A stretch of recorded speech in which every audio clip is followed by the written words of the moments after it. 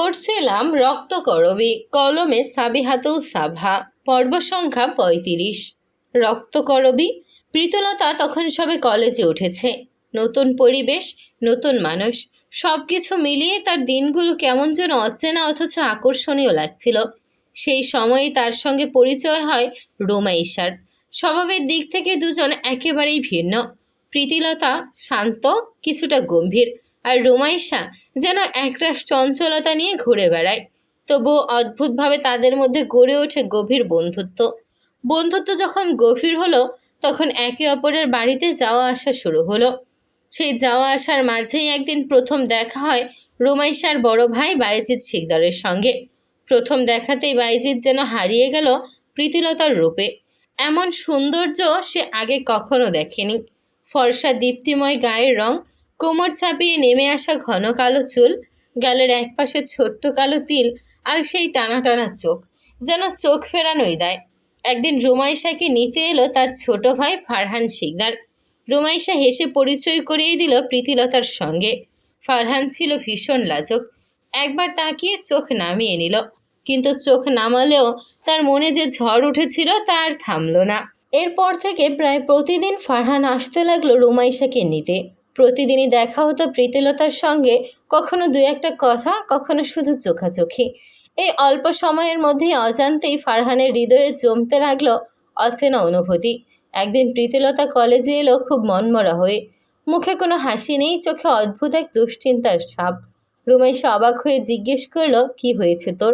এমন দেখাচ্ছে কেন? প্রীতিলতা ধীরে বলল, আজ আমাকে দেখতে আসবে। ছেলে কি করে? কে ওরা? প্রীতিলতা দীর্ঘশ্বাস ফেলল। কিছুই জানি না। হঠাৎ সে রোমাইশার হাত শক্ত করে ধরে বলল, রোমা, আমি একজনকে খুব পছন্দ করি। আমি কি করব বুঝতে পারছি না। রোমাইশা কৌতূহলী হয়ে জিজ্ঞেস করলো, সে কে? প্রীতিলতা চুপ করে রইল। কিভাবে বলবে? তোর বড় ভাই বায়েজিদ শিকদারকে আমি ভালোবাসি। এই কথাটা মুখে আনতেই তার ভীষণ লজ্জা লাগছিল, তাই সে আর কিছুই বলল না। সন্ধ্যার আগে প্রীতিলতা বাড়ি ফিরে নিজেকে প্রস্তুত করতে লাগলো। তার মা নেই। ছোটবেলা থেকেই বাবার আর দাদির স্নেহে বড় হয়েছে সে। দাদি তাকে খুব আদর করে। আজও দাদির আলমারি থেকে একটা শাড়ি বের করে পরল সে। আয়নার সামনে দাঁড়িয়ে নিজেকে দেখে তার বুকের ভেতর কেমন অজানা কাঁপুনি জাগলো। সন্ধ্যার একটু পরেই ছেলে পক্ষ এলো। প্রীতিলতা আগেই তাদের জন্য নাস্তা তৈরি করে রেখেছিল। সব কিছু গুছিয়ে নিয়ে যখন সে অতিথিদের সামনে এলো, হঠাৎ করেই থমকে দাঁড়ালো। শিকদার বাড়ির লোক, বায়েজিদ শিকদার, ফারহান শিকদার, তাদের মা, সঙ্গে আরও কয়েকজন আত্মীয়। মুহূর্তের মধ্যে যেন সব কিছু বদলে গেল। চারপাশের শব্দগুলো অস্পষ্ট হয়ে এলো।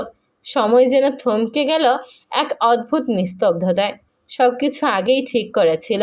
কথাবার্তা, সিদ্ধান্ত সব যেন পূর্ব নির্ধারিত। এক বসাতেই বিয়ের আয়োজন সম্পূর্ণ হয়ে গেল। ফারহান নিঃশব্দে দাঁড়িয়ে রইল। তার চোখের সামনে তার ভালো লাগার মানুষটি অন্য কারো হয়ে গেল, তারই বড় ভাইয়ের।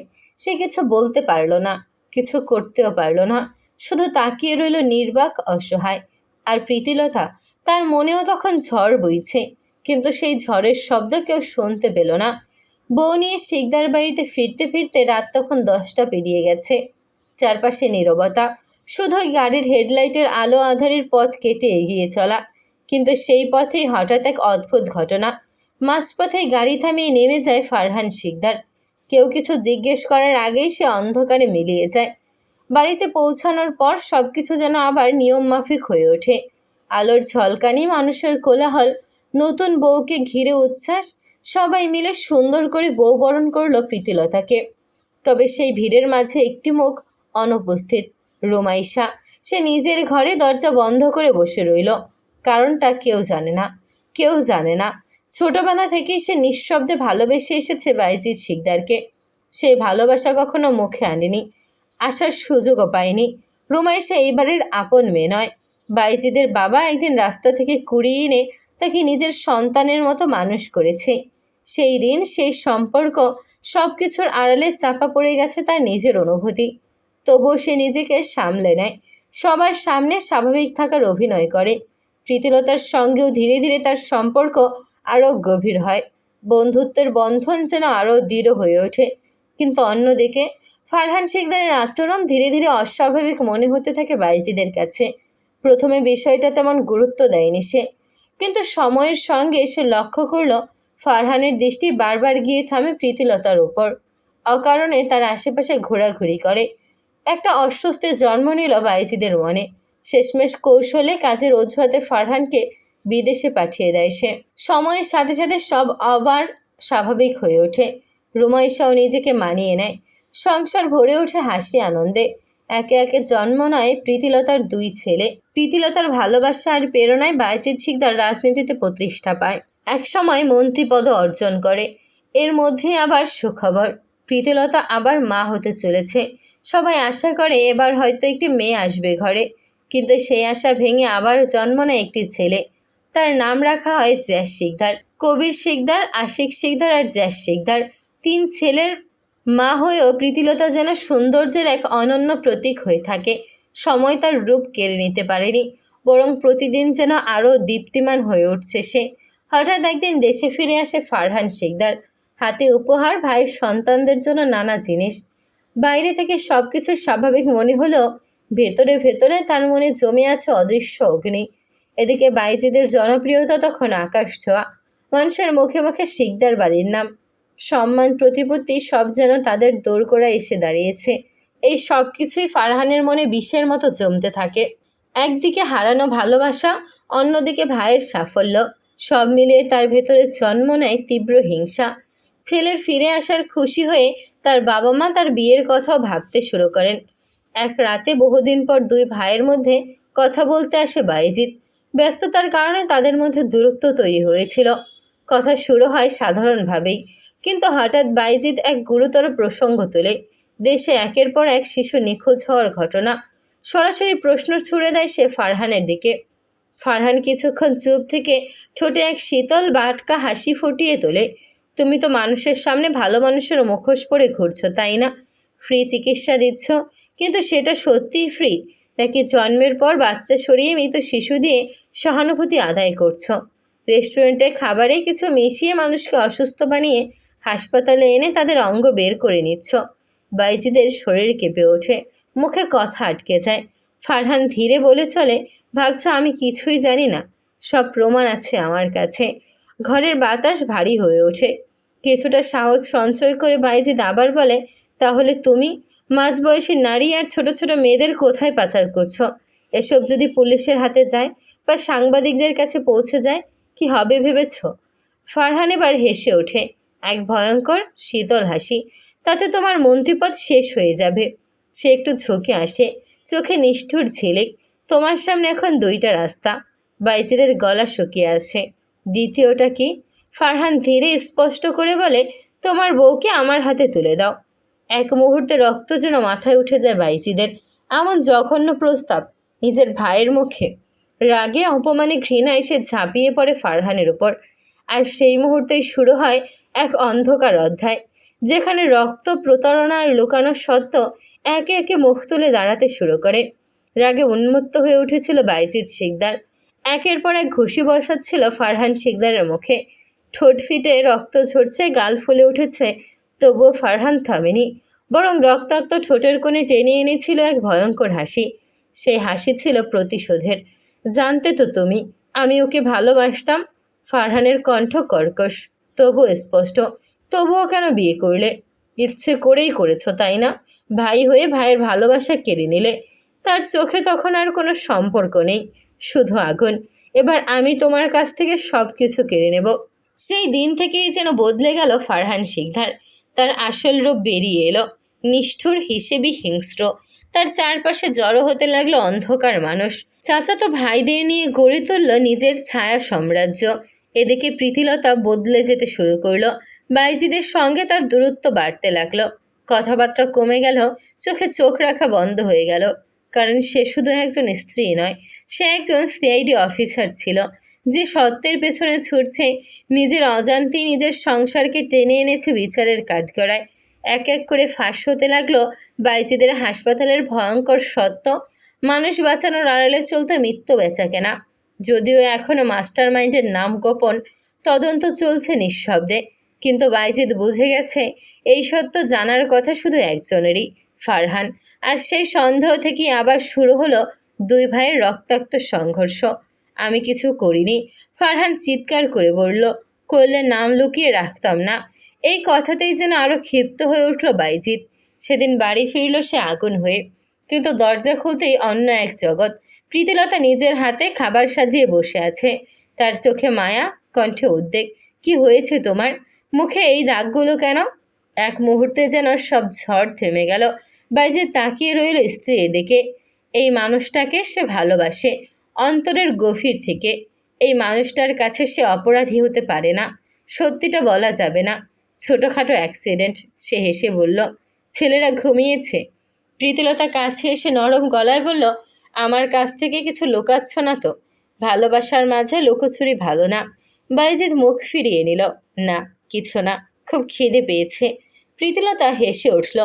পরিবেশটা হালকা করার চেষ্টা করল। কিছু লুকাচ্ছি না বউ, অনেক খিদে পেয়েছে। ফ্রেশ হয়ে আসো। আর ফারহান ভাইয়ের জন্য মা মেয়ে দেখছে, অনেক সুন্দর। তুমি যদি দেখো না তাহলে চমকে যাবে। আচ্ছা, কিন্তু আমার প্রীতির থেকে বেশি সুন্দর নয়। পৃথিবীতে একটাই সুন্দরী আছে, সেটা আমার প্রীতি।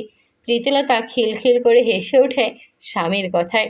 স্বামী ওয়াশরুমে ঢুকতেই প্রীতিলতার মুখ বিষাদে ছেয়ে যায়। মলিন মুখে তাকিয়ে থাকে ভাতের প্লেটের দিকে। জীবন বড়ই অদ্ভুত। এত অদ্ভুত কেন? মানুষ এত বহুরূপী কেন? মানুষের কেন একটা রূপ হয় না? একটাই তো জীবন। এই এক জীবনেও তাদের সাপের মতো বারবার খোলস পাল্টাতে হয়। জীবনটা এত অদ্ভুত কেন? একই মানুষ কত রূপ, একই সম্পর্ক কত মুখোশ। মানুষ কি কখনো এক থাকে না? রাত গভীর হতেই পাশের রুম থেকে কান্নার শব্দ পেয়ে প্রীতিলতা দ্রুত বের হয়ে আসে। ছুটে যায় রোমাইশার রুমের দিকে। ওই রুম থেকেই কি যে করুণাময়ী আর্তনাদ ভেসে আসছে। বারবার দরজার শব্দ করে প্রীতিলতা। ভেতর থেকে রাগের শব্দ ভেসে আসে ফারহান শিকদারের। সাথে সাথে প্রীতিলতা আরও জুড়ে ধাক্কাতে শুরু করে। ইতোমধ্যে সবাই ঘুম ভেঙে চলে এসেছে এখানে।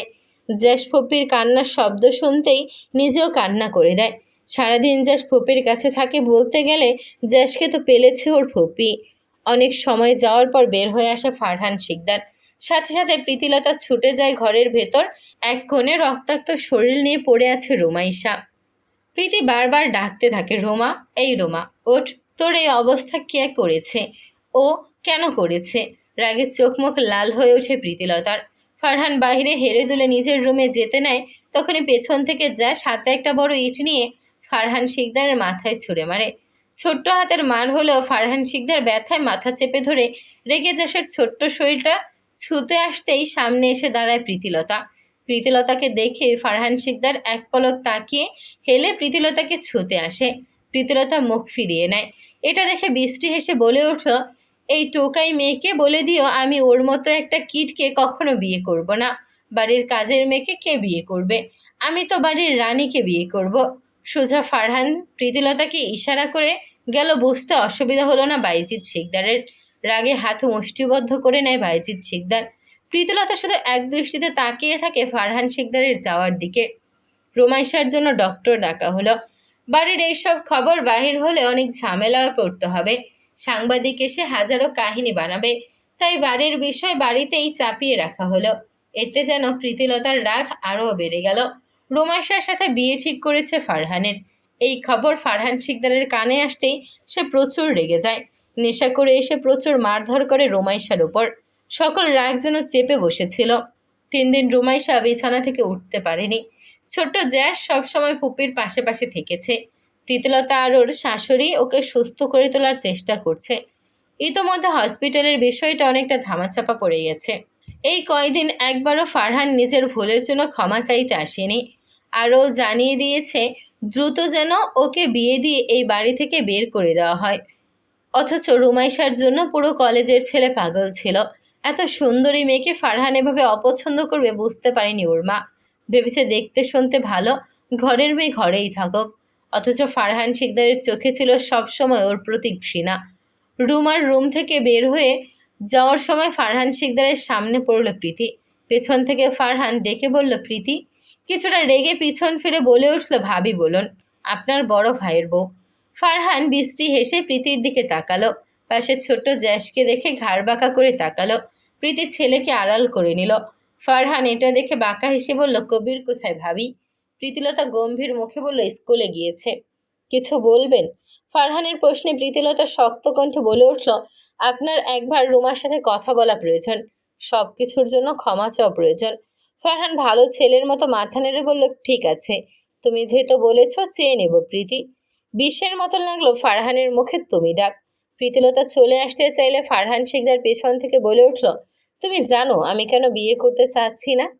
প্রীতিলতা ছেলের হাত শক্ত করে ধরে বলে উঠল, এটা আপনার ব্যক্তিগত বিষয়, আর বড় ভাইয়ের বউয়ের সম্মান দিয়ে আপনি করে বলুন। দৃষ্টি ঠিক করুন।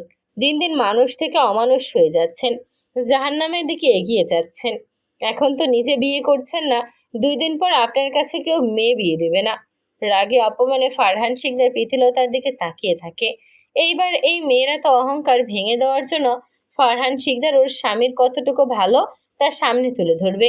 দেখবে এত অহংকারী কথা তখন কই থাকে, নিজের স্বামীর আসল রূপ দেখে। একদিন পর সবকিছু আরো গুরুতর অবস্থায় চলে গেল। হসপিটালের মামলা আবারও নতুন খবর ছড়িয়ে পড়ল। নতুন খবর হলো এই সব কিছুর পেছনে মন্ত্রীর হাত আছে। তার উপর আরেক খবর, দেশ থেকে 2 নাম্বারি মাল পাচার, কালো ব্যবসায়ের পেছনে সবচেয়ে বড় হাত হলো মন্ত্রী বাইজিদ শিকদারের সাথে জড়িয়ে আছে তার বড় ছেলে কবির শিকদার, যে একজন নবম শ্রেণীর ছাত্র। প্রীতিলতা স্থির চোখে তাকিয়ে থাকে এই সংবাদের দিকে। নিজের ছেলের দিকে তাকিয়ে জিজ্ঞেস করে, সব কি সত্যি? কবির ভয়ে ভয়ে মায়ের সামনে মাথা নিচু করে রাখে। ফারহান শিকদার প্রীতিলতার চোখের সামনে সেই দিন সব অহংকার চুরমার করে দেয়। হেসে হেসে বলে, আমার তো কেউ মেয়ে দেবে না, আর তুমি এমন অমানুষের সাথে সংসার করছো। প্রীতি, তোমার জন্য আমার ঘরের দরজা সব সময় খোলা, আমার কাছে চলে আসো। কি লজ্জা, কি ঘৃণা যে প্রীতিলতা নিজেকে আড়াল করেছিল, এমন দিনও দেখতে হচ্ছে, এমন কিছু সে মুখোমুখি হতে হচ্ছে। ছোট দেবর তাকে আজ এমন প্রস্তাব দেওয়ার সাহস পাচ্ছে। বাইজিদ শিকদার যেন পাগল প্রায়। এত এত প্রমাণ ওর বিরুদ্ধে কিভাবে ফাঁস হলো, কে করলো? 2 ভাইয়ের মধ্যে তুমুল যুদ্ধ শুরু হয়। প্রীতিলতা নিজের রুম থেকে আর বের হয়নি, স্বামীকেও রুমে প্রবেশ করতে দেয়নি। নিজের এত টেনশনের ভিড়ে বাইজিদ শিকদারও বাড়িতে তেমন আসতে পারেনি। আবারও ব্রেকিং নিউজ, নারী ও শিশু পাচারের মূল কালপ্রিট এর নাম ফাঁস হয়েছে। সে আর কেউ নয়, মন্ত্রী বাইজিদ শিকদার, এর ছোট ভাই ফারহান শিকদার, এবং তাকে গ্রেপ্তারের আদেশ দেওয়া হয়েছে। ফারহান শিকদার রাগে ফেটে পড়ে। এই কাজ নিশ্চয়ই বাইজিদ শিকদারের, তাই ফারহান শিকদার আরেক সত্য ফাঁস করে দেয়। বাইজিদ শিকদারের পরকীয়া চলছে তার এই চাচাতো বোন শাইলা সিদ্দিকের সঙ্গে। একের পর এক নিউজ। সম্পূর্ণ ভেঙে পড়েছে প্রীতিলতা। ওর আড়ালে এত কিছু। মুখ চেপে ফুপিয়ে কেঁদে উঠল সে। ওকে সামলানোর চেষ্টা করলো রুমা। সে নিজেও এসব বিশ্বাস করতে পারছে না। শিকদার বাড়িতে যেন কুয়ামত নেমে এসেছে। ফারহান শিকদারকে পুলিশ খুঁজছে, মন্ত্রীকে পুলিশ ধরে নিয়েছে, এখনো তদন্ত চলছে। ফারহান লোক লাগিয়েছে এইসবের পেছনে। কে কে এইসব কিছু সামনে নিয়ে এসেছে, তাকে কি করবে ফারহান শিকদার তা সে কল্পনাও করতে পারবে না। বাড়িতে যখন খবর আসলো ফারহান শিকদার আর কবিরকেও ধরে নিয়ে গেছে, কেস খুবই জটিল হয়ে গেছে। ফারহানের সাথে জড়িয়ে থাকা সবাই এক এক করে গ্রেপ্তার হচ্ছে। মনে হচ্ছে সবকিছু একটা দুঃস্বপ্ন যেন। ফারহান শিকদারকে রিমান্ডে নিয়ে যাওয়া হয়েছে। এক একটা যন্ত্রণা ফারহান শিকদার শুধু তুলে রাখছে। ফারহান শিকদার কিংবা তার পরিবার এমন কিছুতে জড়িয়ে তারা মানতে রাজি হলো না। তারা বলল তাদের বিরুদ্ধে মিথ্যে সবকিছু ছড়ানো হচ্ছে, সঠিকভাবে তদন্ত করা উচিত। এর মধ্যে সবচেয়ে বড় সাক্ষী সামনে আসলো, সিআইডি প্রীতিলতা সেন। সে আর কেউ নয়, বাইজিদ শিকদারের নিজের স্ত্রী। বাইজিদ শিকদার কিংবা শিকদারের পরিবারের কেউ যেন এটা বিশ্বাসই করতে পারছিল না। রাগে ফেটে পড়ল ফারহান শিকদার। সংবাদে আগুন জ্বলছে, আর শিকদার বাড়ি ডুবে যাচ্ছে ধ্বংসে।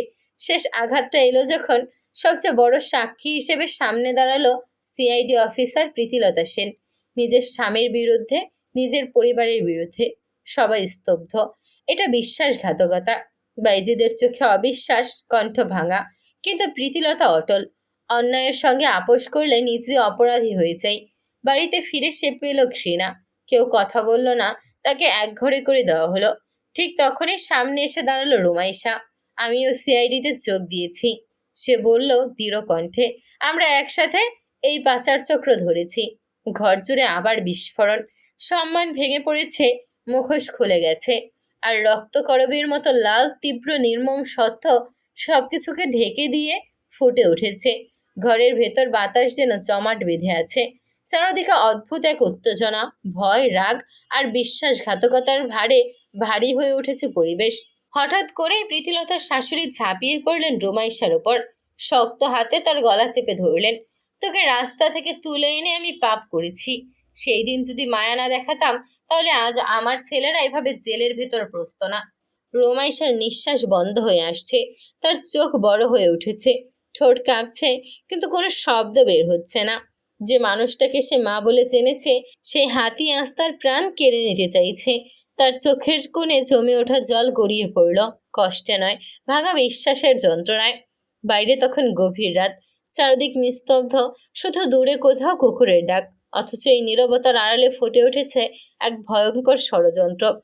পুলিশকে ঘুষ দিয়ে জেল থেকে বেরিয়ে এসেছে ফারহান শিকদার, বাইজিদ শিকদার আর কবির শিকদার। তাদের চোখে এখন আর কোনো সম্পর্ক নেই, না ভাই, না স্বামী, না বাবা। আছে শুধু একটাই লক্ষ্য, বাঁচতে হবে যে কোনো মূল্যে। কারণ তারা জানে, আগামীকাল যদি প্রীতিলতা মুখ খোলে, যদি সে সব প্রমাণ তুলে দেয় পুলিশের হাতে, তাহলে সব শেষ। সম্মান, ক্ষমতার নাম সব ধুলোয় মিশে যাবে। তাই প্রীতিলতাকে থামাতেই হবে, যেভাবেই হোক। অন্ধকারে ঢাকা উঠোন পেরিয়ে তারা ধীরে ধীরে এগিয়ে আসে। তাদের পায়ের শব্দ নেই, কিন্তু উপস্থিতি যেন ছায়ার মতো ভারী। ফারহানের ঠোঁটে সেই চেনা ভয়ঙ্কর হাসি, বাইজিদের চোখে দ্বিধা, কিন্তু সেই দ্বিধা ক্রমশ হারিয়ে যাচ্ছে বাঁচার তাগিদে। কবিরের চোখে কেবল হিংস্রতা, অপরিণত কিন্তু নির্মম। ঘরের ভেতর তখনও রুমাইশার শ্বাসের জন্য লড়ছে। হঠাৎ দরজা খুলে যায়। প্রীতিলতা দাঁড়িয়ে আছে। তার চোখে ভয় নেই, নেই কোনো কান্না, বরং এক অদ্ভুত দৃঢ়তা, যেন সে সব জেনে গেছে, সব বুঝে গেছে। বাইজিদ শিকদার প্রীতিলতার সামনে এসে জিজ্ঞেস করে, এমনটা কেন করলে? আমার বিশ্বাস করতে কষ্ট হচ্ছে এটা তুমি।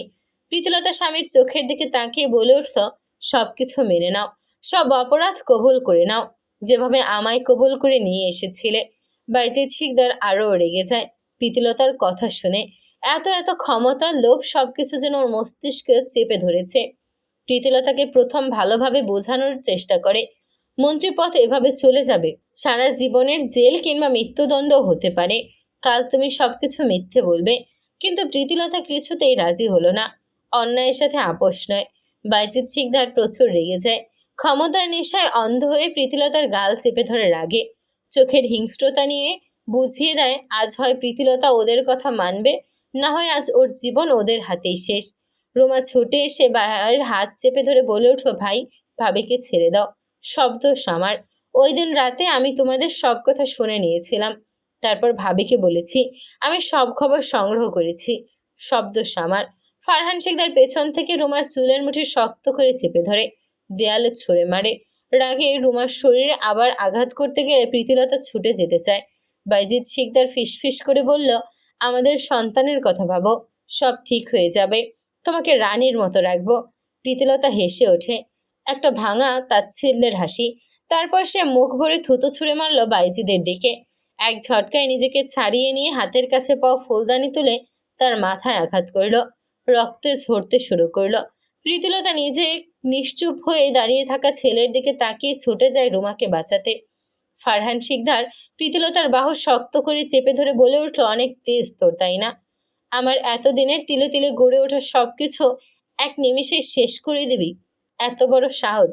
আজ তোর অবস্থা আমি কি করি শুধু দেখবি। ফারহান শিকদার ঘাড় ঘুরিয়ে কবিরের দিকে তাকাতেই কবির চুপচাপ ঘর থেকে বের হয়ে যায়।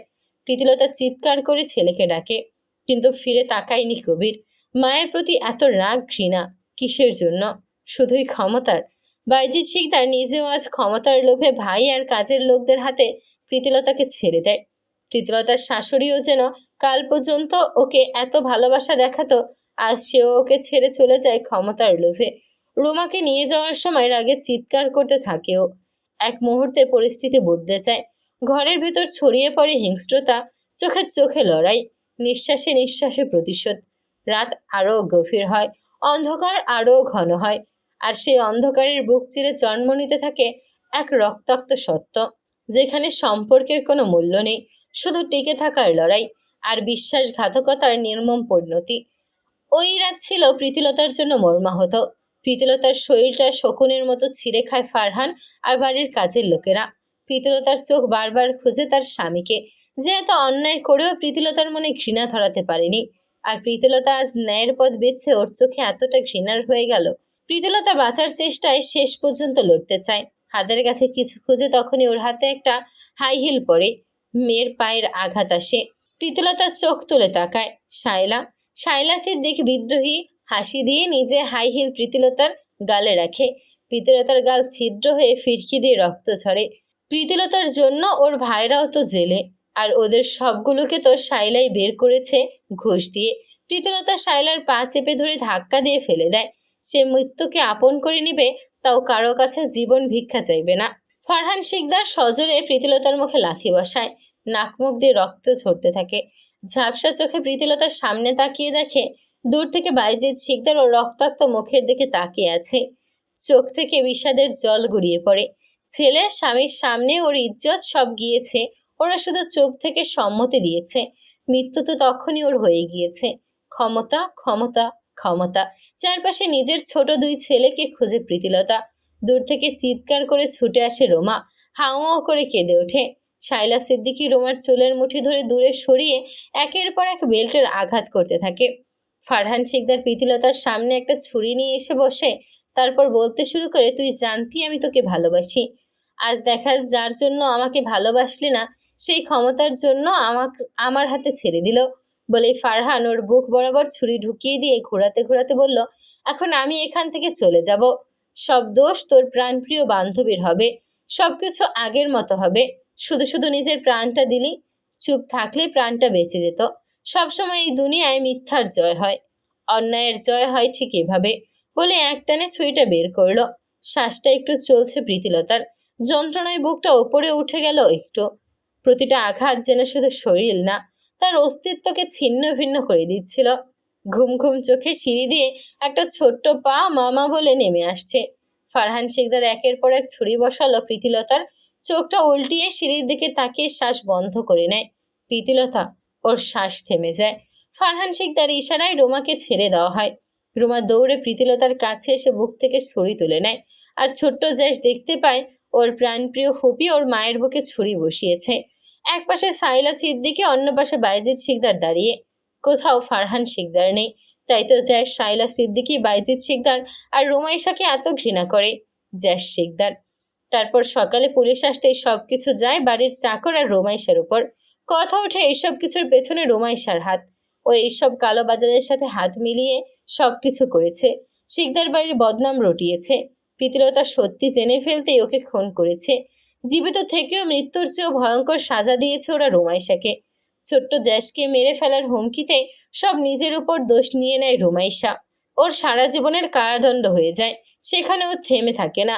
বাইজিদ শিকদার আর ফারহান শিকদার রোমাকে টাকার বিনিময়ে কারাগার থেকে বের করে এনে বাড়ির সেই কাজের লোকের সাথে এক গ্রামে পাঠিয়ে দেয়। নিশ্চয়ই এর পেছনে কোনো কারণ ছিল, যা কখনো জানতে পারেনি রোমাইশা। কখনো চেয়েও আর জ্যাসের দেখা পায়নি রোমাইশা। সেই ছোট্ট ছেলেটা আজ মা ছাড়া কেমন আছে জানা নেই রোমাইশার। রক্তকরবীর শেষ পাতা যেন বন্ধ হওয়ার সঙ্গে সঙ্গে জ্যাসের ভেতরেও কিছু একটা নিভে গেল। এতদিন ধরে নিজেকে শক্ত রাখার চেষ্টা করছে সে। নিজেকে বুঝিয়েছে মানুষ কাঁদে না, মানুষ ভেঙে পড়ে না। কিন্তু আজ আজ সত্যটা এত বড়, এত নির্মম যে সেই শক্ত আবরণ মুহূর্তেই চূর্ণ হয়ে গেল। সে ধীরে ধীরে হাঁটু গেড়ে বসে পড়ল। দুই মুঠো শক্ত করে চেপে ধরল। দাঁত কামড়ে রাখলো। তবুও বুকের ভেতর জমে থাকা আত্মনাদ থামাতে পারল না। একসময় সেই চাপা কান্না বিস্ফোরণের মতো বেরিয়ে এলো। মনে হচ্ছিল কেউ যেন ভেতর থেকে গরম লোহা ঢুকিয়ে তার হৃদয় পুড়িয়ে দিচ্ছে। ধীরে ধীরে, নিষ্ঠুরভাবে। সারাটা জীবন যেগুলোকে সে সত্য বলে বিশ্বাস করেছিল, সেই প্রতিটা স্তম্ভ আজ ভেঙে পড়েছে। সত্যটা শুধু মিথ্যে নয়, আরও ভয়ঙ্কর। জীবন থেকেও কাউকে মৃত ঘোষণা করার থেকেও ভয়ঙ্কর। কারণ এখানে মৃত্যু নেই, আছে প্রতারণা, আছে বিশ্বাসঘাতকতা, আছে ক্ষমতার লোভে বিক্রি হয়ে যাওয়ার সম্পর্ক। তাই সবচেয়ে বিশ্বাসের মানুষ চাচা, যাকে সে সম্মান করেছে, যার উপর ভরসা করেছে অন্ধভাবে, সেই মানুষই তার মাকে হত্যা করেছে। আর তার বাবা ভাই নিজের চোখের সামনে সেই অন্যায় মেনে নিয়েছে। ক্ষমতার লোভে স্বার্থের কাছে মাথা নত করেছে। কিন্তু আজ আজ সে বুঝলো সে কখনোই নিয়ন্ত্রক ছিল না, বরং সেই ছিল নিয়ন্ত্রিত। মানুষ তাকে চালিয়েছে, পরিস্থিতি তাকে ঘুরিয়েছে, আর সে নিজেই নিজের জীবনের দর্শক হয়ে থেকেছে অজান্তেই। জ্যাসের চোখ দুটি যেন অগ্নিদগ্ধ কোনো আকাশ। ভিতরে জমে থাকা ঝড়ের শব্দ বাইরে আসার পথ খুঁজে পায় না। তবুও প্রতিটি দৃষ্টিতে তার আভাস মেলে। চোখের কোণে জমে থাকা অশ্রু সে শক্ত করে আটকে রাখে, কিন্তু সেই চেপে রাখা জলের ভারে চোখ লালচে হয়ে উঠেছে। শিরাগুলো স্পষ্ট, যেন রক্তক্ষরণ হচ্ছে নীরবে। জ্যাসের ঠোঁট কাঁপে অতি সামান্য, প্রায় অদৃশ্যে, যেন প্রতিটি শব্দ বেরিয়ে আসার আগে সে নিজের ভেতরের আর্তনাদকে শ্বাসরোধ করে হত্যা করছে। জল শক্ত, এতটাই শক্ত যে দাঁত ঘষার ক্ষীণ শব্দ পর্যন্ত শোনা যায়। গালের পেশিগুলো টান টান হয়ে ওঠে, দমিয়ে রাখা ক্রোধ ও যন্ত্রণার চাপে। মুখে কোনো কান্না নেই, অথচ পুরো মুখটাই যেন কান্নার প্রতিচ্ছবি। এক ভয়ঙ্কর নীরবতা, যেখানে চিৎকারগুলো জমে পাথর হয়ে গেছে। তার শ্বাস প্রশ্বাস ভারী, অনিয়মিত, প্রতিটি নিঃশ্বাস যেন বুক চিরে বেরিয়ে আসে। তবুও সে দাঁড়িয়ে থাকে, ভাঙে না, কারণ ভেঙে পড়ার মানে হার মানা। আর সে জানে এই যন্ত্রণার মধ্যেই তাকে অটল থাকতে হবে। তার চোখে তখন এক অদ্ভুত দ্বন্দ্ব, একদিকে অসীম কষ্ট, অন্যদিকে অদম্য শক্তি। যেন ধ্বংসের কিনারায় দাঁড়িয়ে থেকেও সে নিজেকে ধরে রেখেছে শেষ শক্তিটুকু দিয়ে।